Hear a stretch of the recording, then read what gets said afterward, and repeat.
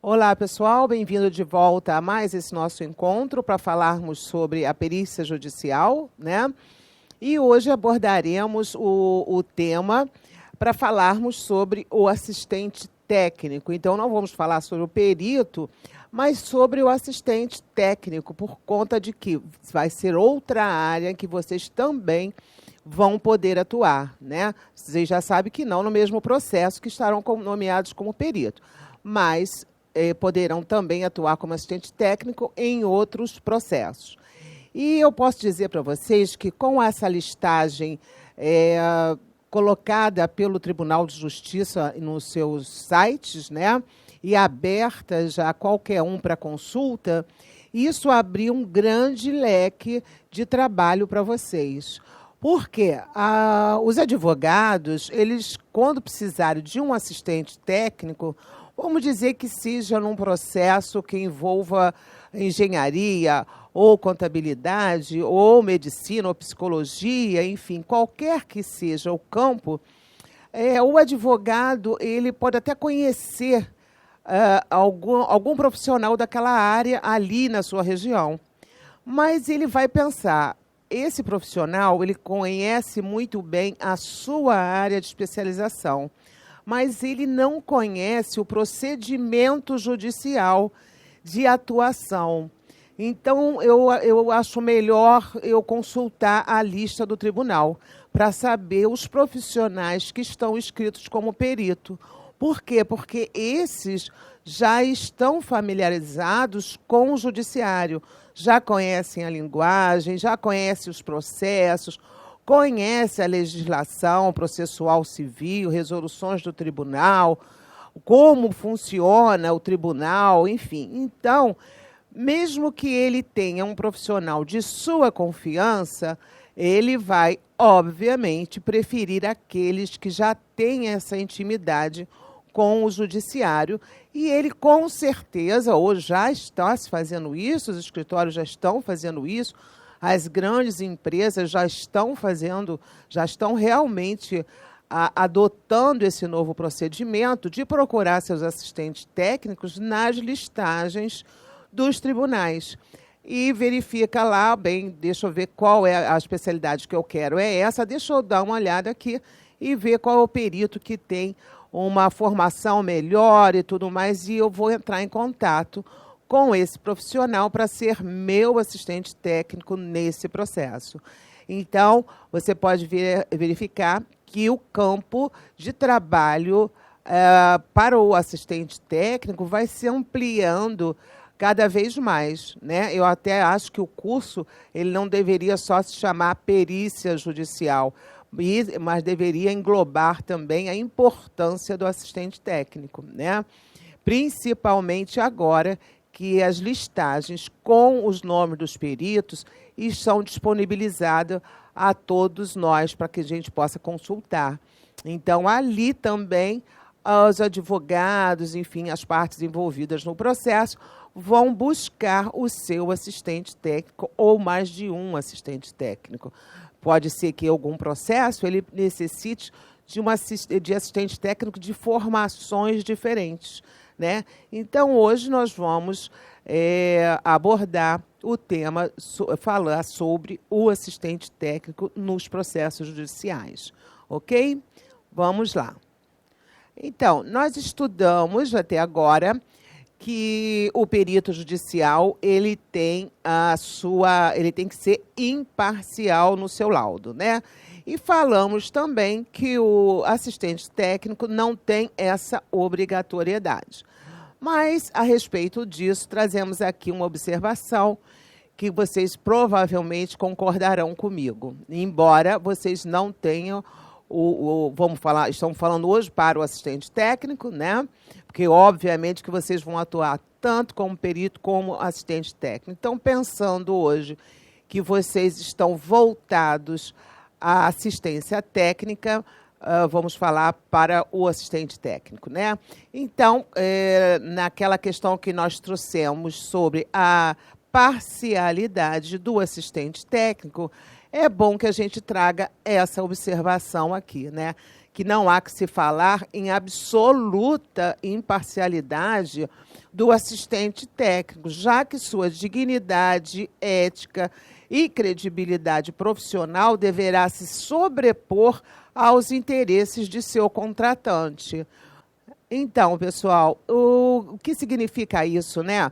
Óbvio que um advogado, um escritório de advocacia vai lhe contratar e pedir seu parecer técnico sobre aquela demanda. O ideal é que você conheça o processo integralmente, né, antes de apresentar um parecer para o seu cliente. Então, nada lhe impede de, já nesse momento, apresentar um parecer para o seu cliente, esclarecendo que, olha, no meu entender, realmente o réu, a outra parte, seja, você pode estar sendo ali chamado pelo autor ou pelo réu, então você já pode ali naquele momento apresentar um parecer, cobrando, obviamente, né? E apresentar o seu parecer no sentido de que, olha, a parte contrária, após a minha análise, os meus estudos e tudo mais, eu chego à conclusão que a parte adversa tem razão. Então, assim, até orientar o cliente que lhe contratou, né? Isso por quê? Porque você, obviamente, é um profissional e você tem a ética a cumprir, né? E, enfim, e você não vai trazer a informação incorreta para o seu cliente após analisar os documentos do processo, né? Em sua integralidade, com tudo que está ali. Então, falar sobre absoluta imparcialidade do assistente técnico seria uma forma irresponsável de encarar o seu trabalho, né? Não é bem assim. Óbvio que o perito ele tem que ser imparcial e ele tem as sanções que vão ser aplicadas a ele caso ele não seja imparcial no seu laudo. Mas o assistente técnico também deve considerar algumas questões a respeito dessa contratação e da sua atuação naquele processo, tá?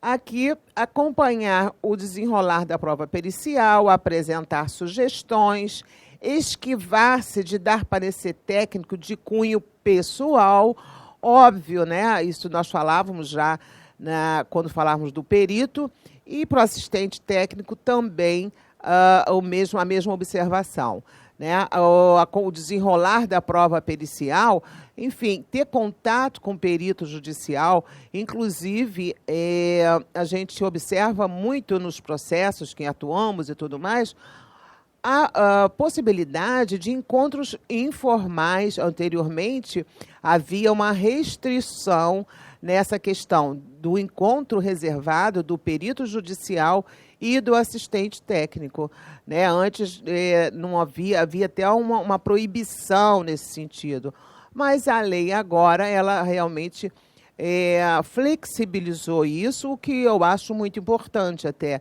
porque quando você se encontra com um colega de profissão, você tem a sua linguagem própria com aquele outro colega, né? Então, vocês vão falar de uma forma igual para igual, os dois têm o mesmo conhecimento, os dois, enfim, pode ter até um parecer diferenciado, mas quando se trata de conhecimento técnico e científico, é idêntico o de ambos, né? O do perito e do assistente técnico. Então, muitas das vezes, o perito avisa ao assistente técnico que e as partes, né, que a perícia vai ocorrer em tal local. Vai ter uma diligência, que vai ser uma vistoria, um exame ou uma avaliação, seja lá qual for o objeto do processo, e o perito avisa o assistente técnico, as partes, local, data e horário. O que acontece? Vai lá as partes, vai os advogados das partes, e aquilo ali fica uma confusão danada, as partes muito desconfiadas do assistente técnico, desconfiando do perito judicial. Isso acontece até com nós, advogados. Vamos ver, nós vamos a uma audiência, se eu conhecer um colega e da parte adversa, e se eu ali desenvolver uma conversa com esse colega, a parte que eu estou realmente assistindo vai desconfiar. Essa doutora vai entrar em acordo com a colega dela, com o colega dela da outra parte, né? Estão conversando, estão muito íntimos. Isso vai gerar uma insegurança no meu cliente por conta da conversa que eu estou tendo com o meu colega. Então, é o que deve acontecer, provavelmente, e acontece mesmo, eu já presenciei perícias, já participei de diligências e peritos, assistente técnico e tudo mais, e muitas das vezes, embora sendo advogada, eu admito isso, os advogados e as partes tumultuam aquela diligência, impedindo que o assistente técnico e o perito tenham um encontro técnico para falar de uma forma técnica científica do seu conhecimento. E aquilo ali se torna realmente um ambiente extremamente prejudicial ao trabalho de ambos, né? Então, nada impede que perito e assistente técnico marquem informalmente uma reunião e ali discutam o processo de uma forma técnica e depois marquem com seus clientes, com seus advogados, e com as partes e com os advogados, o local, data e horário da perícia, né? Então, essa é uma forma, e também acompanhando aqui o desenrolar da prova. Óbvio que o assistente técnico, junto com o seu colega, perito judicial, ele vai apresentar também sugestões, alguma interpretação que o perito não tenha tido, ele pode, obviamente, trazer a sugestão dele, né? Assim como, no seu parecer técnico, não trazer nenhum parecer onde se externa o seu parecer pessoal, a sua opinião pessoal, sempre considerando a área técnica, né? Vamos continuar. Aqui, em situação de discordância em relação ao laudo do perito, deve o assistente técnico, se for o caso, fazer críticas ao laudo resultante da prova pericial e não a pessoa do perito nomeado pelo juízo. Claro, né? Vamos respeitar o colega, vamos respeitar o outro que está atuando nomeado pelo juízo. Essa função é dada ao procurador da parte, ou seja, ao advogado, ao Ministério Público, ao defensor público, que caberá, se for o caso, tecer considerações sobre a conduta técnica e ética do perito do juízo. Certo é que o colega deve ser respeitado, tanto na condição de perito do juízo, como um colega de profissão, né? As questões processuais, de impedimento, de suspeição, ou seja lá o que for, o advogado da parte vai se manifestar no processo a respeito disso, não cabendo ao assistente técnico vir tecer essas considerações naquele momento, do seu laudo, né? Vamos continuar. Outra questão também bem importante é vocês avaliarem a necessidade de vocês, assistentes técnicos, estarem acompanhados das partes do seu cliente, dos seus advogados. Vale a pena, no momento que você vai fazer essa assistência técnica ao perito, estar junto com as partes? Será que isso não vai prejudicar o seu trabalho, não vai tumultuar o seu trabalho naquele momento? Então, você pode avaliar isso, ir sozinho, né? Não precisa ir acompanhado, porque, afinal de contas, advogado não entende daquela parte técnico-científica que vai ser discutido entre você, assistente técnico, e o perito do juízo. Então, avalie essa necessidade, se vai levar ou não os advogados e partes, né? Você pode conversar com o seu cliente, explicar: olha, eu não vejo necessidade que você me acompanhe na diligência. Eu vou fazer sozinho ou sozinha, e junto com o perito, enfim, tem que confiar no seu trabalho. Afinal, você foi contratado, e se foi contratado, tem total confiança do seu cliente, né? Então, outra questão que eu trago aqui para vocês é diligenciar criteriosamente no sentido de verificar as diferentes hipóteses de abordagem da matéria técnica objeto da prova pericial. Você pode ter uma abordagem e o perito ter outra. E você pode fazer uma abordagem que o perito, às vezes, não trouxe no seu laudo pericial, ou ali até naquele momento ele não formou a convicção sobre aquela hipótese, né? Então, você também deverá verificar todas essas possibilidades. B, fazer com que o perito nomeado perceba que as diferentes interpretações sobre a matéria. Então, é exatamente isso que eu acabei de falar.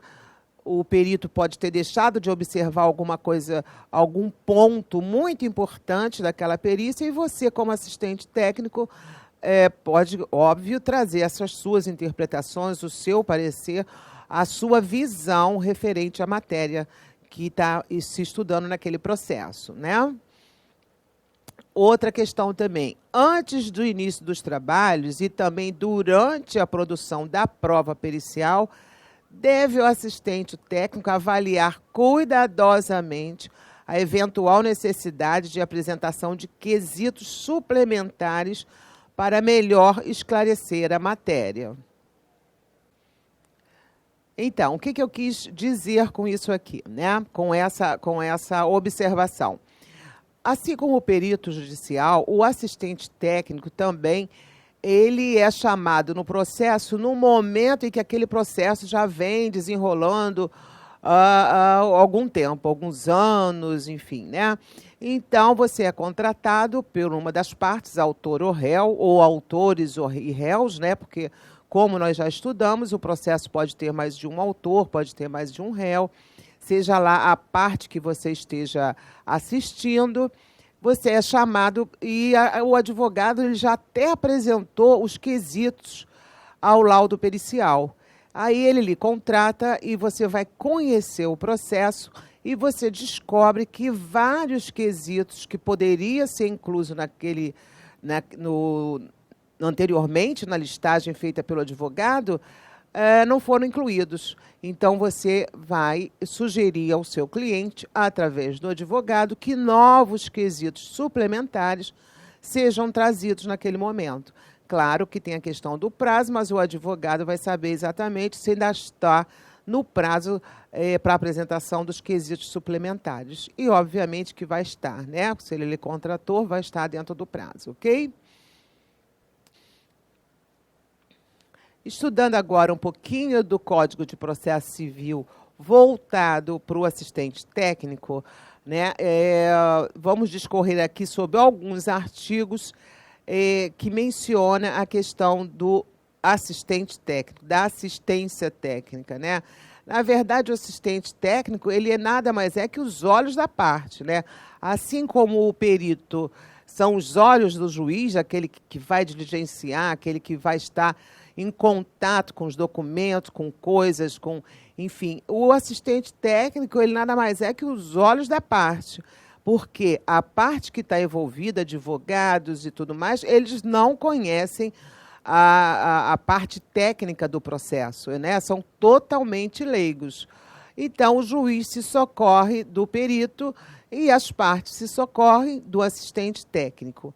E o Código de Processo Civil, o que ele vem falando a respeito disso, né?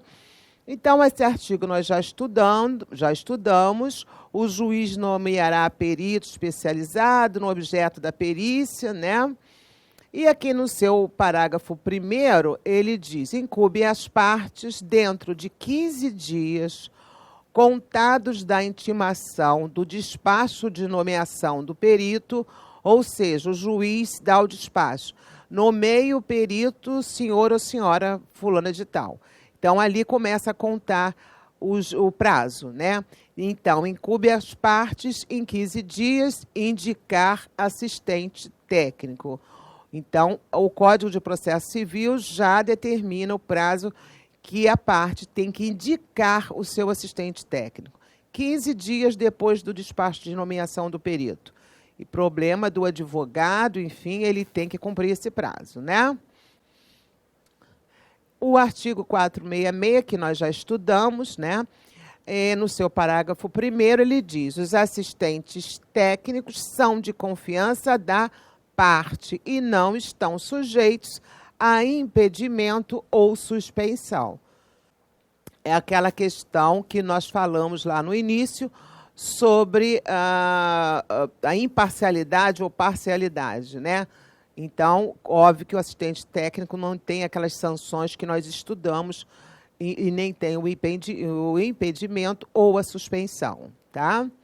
O parágrafo 2º, ele diz: o perito deve assegurar aos assistentes das partes o acesso e o acompanhamento das diligências e dos exames que realizar com prévia comunicação, comprovada nos autos com antecedência mínima de 5 dias. Né? Então, antes não estava nem constando na lei essa possibilidade, mas aqui o perito tem que avisar os assistentes técnicos e as partes sobre a data que vai realizar a diligência. Né? E o prazo está aqui constando no parágrafo 2º. Falando agora sobre a possibilidade de autocomposição nos processos judiciais, que nada mais é do que os acordos, né? As partes decidem que não vão continuar litigando e elas vão, naquele momento, fazer um acordo para ver se chega realmente a um resultado que atenda ambas as partes. Esse momento aí também, ele tem atuação do assistente técnico e do perito. Vamos dar uma lida no artigo.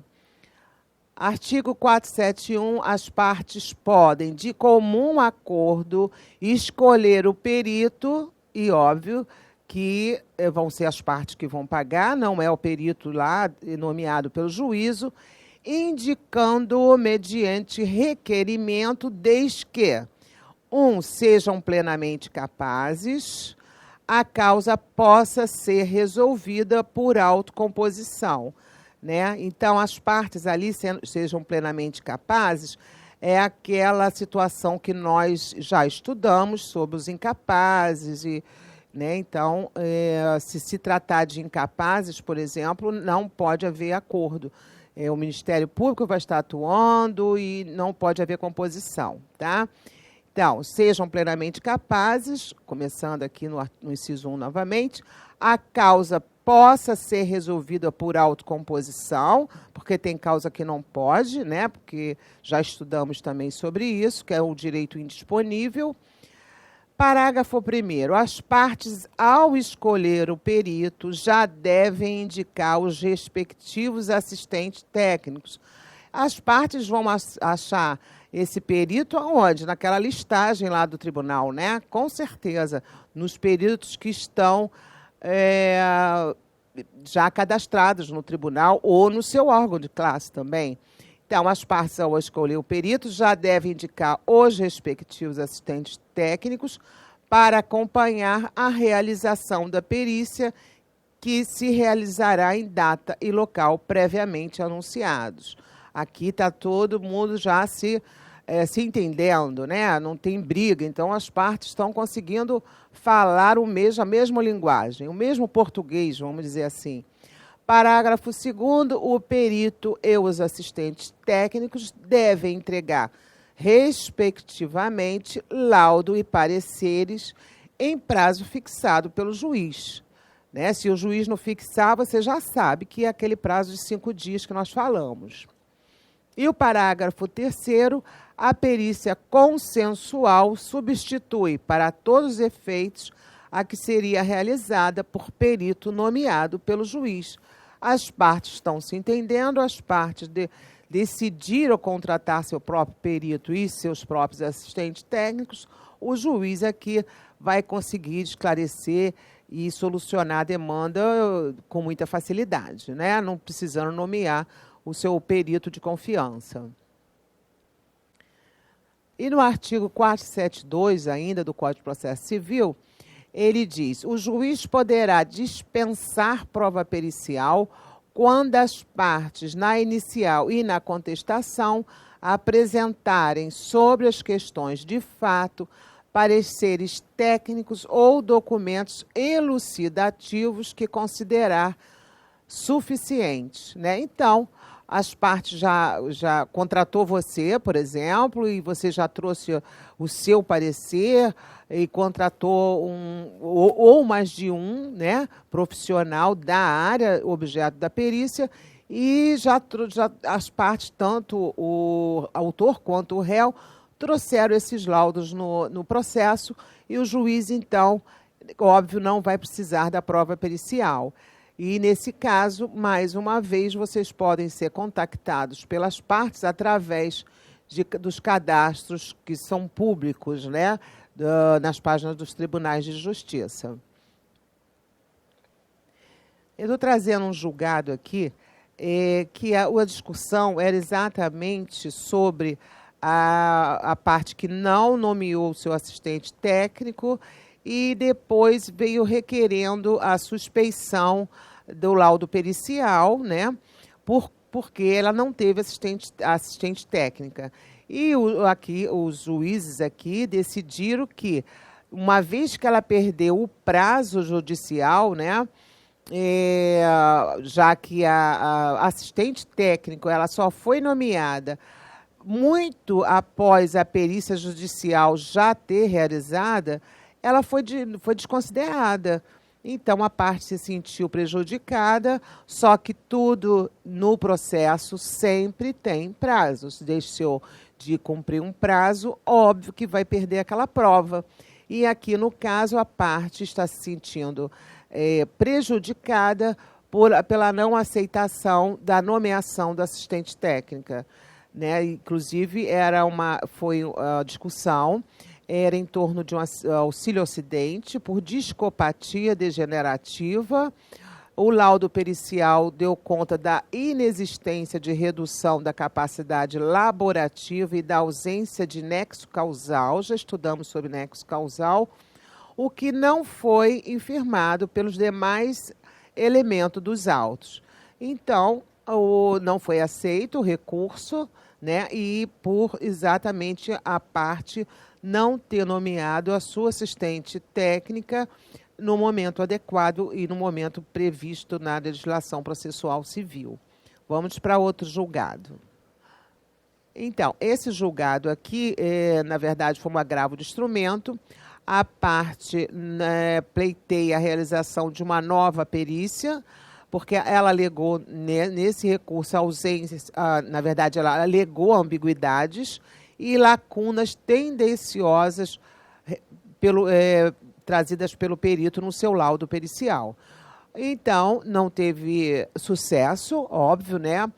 E o julgador, ele explica que o porquê. Tendo em vista os princípios da livre apreciação da prova e da não adstrição do juiz ao laudo, óbvio, o juiz não está adstrito somente ao laudo, né? Estando devidamente fundamentada a decisão, fica ao seu prudente arbítrio deferir a realização da segunda perícia, sem que a parte interessada tenha impugnado oportunamente a qualificação do perito ou nomeado assistente técnico. Não pode impor ao juiz a realização de nova perícia apenas porque a primeira lhe foi desfavorável. Então, quer dizer, ela, na verdade, aqui, essa parte, ela não impugnou o laudo perito e ela também não nomeou assistente técnico, ou seja, perdeu a oportunidade de se manifestar sobre o laudo no momento correto, no prazo correto. Não no momento em que o laudo não lhe beneficia e a parte tenta agravar para que seja novamente feita uma outra perícia. Óbvio que não teve sucesso, né? Outro julgado. Nesse julgado aqui, é uma ação de rescisão de contrato de parceria agrícola cumulado, né, com despejo e cobrança. Então, a parte vem arguindo aqui que foi prejudicado na sentença, né, e alega por conta de que ela não, o assistente técnico dela não esteve presente no momento da vistoria realizada pelo perito. Então, vem arguindo aqui a nulidade do laudo do perito judicial. Sempre os peritos são atacados de todas as maneiras, né? O juiz dá aqui o seu parecer, dizendo é válida a vistoria feita sem a presença do assistente técnico da ré, pois se essa parte tivesse interesse em acompanhá-la, teria reiterado a indicação de seu assistente técnico conforme estabelece o Código de Processo Civil. Não sendo a perícia essencial ao julgamento da causa, o seu indeferimento ou ainda o julgamento antecipado da lide, sem que houvesse a prévia manifestação sobre o requerimento das provas, ou seja, do perito, dos assistentes técnicos, na verdade. Então, não é um cerceamento de defesa, né, do direito de defesa, porque a parte realmente ela perdeu o prazo, ela não trouxe esse pedido da assistência do assistente, na verdade, na presença do assistente técnico durante essa vistoria. Então, aqui o juiz vem falando sobre o objeto da demanda, né, que é exatamente esse despejo e tudo mais, e a parte não teve a possibilidade de anular o laudo pericial e também de, naquele momento, indicar o assistente técnico. Tudo porque perdeu o prazo, né? Se o juiz diz aqui exatamente, porque se a parte tivesse interesse em acompanhá-la, teria reiterado a indicação de seu assistente técnico. Tem um ditado que diz que o direito não protege os que dormem, né? E esse aqui é um caso que a gente pode até exemplificar que realmente a gente tem sempre que estar atentos nos prazos, seja perito, seja assistente técnico, seja as partes, né? Pessoal, encerramos então a nossa aula de hoje. Espero vocês na nossa próxima aula. Até lá!